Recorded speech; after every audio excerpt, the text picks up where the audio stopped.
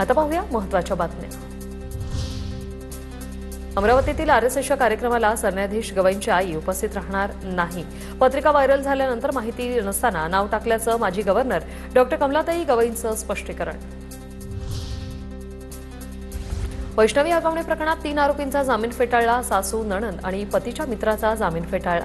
हुंडाबळी हा समाजाला लागलेला कलंक। आरोपींना जामीन दिल्यास समाजहिताला बाधा येऊ शकते। पुणे कोर्टाने जामीन फेटाळताना नोंदवलं निरीक्षण।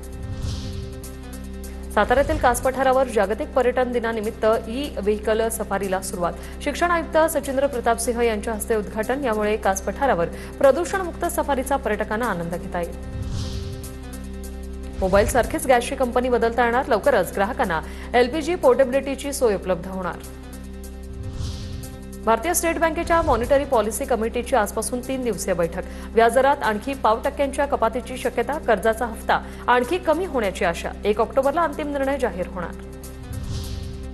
एनपीएस गुंतवणूक 100% रक्कम शेअर मार्केटमध्ये करता येणार। 1 तारखेपासून एनपीएस गुंतवणूक, रेल्वे तिकीट बुकिंग, यूपीआय नियमांमध्ये बदल होणार।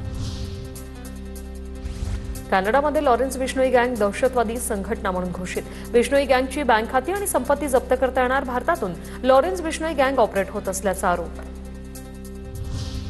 शहीद भगतसिंग यांचा जीवनपट शालेय अभ्यासक्रमात समावेश करणार। शालेय शिक्षण मंत्री दादा भुसे यांची घोषणा। मालेगावच्या जवळकेमधील शहीद भगतसिंह यांच्या जयंतीच्या कार्यक्रमात दादा भुसेंची घोषणा।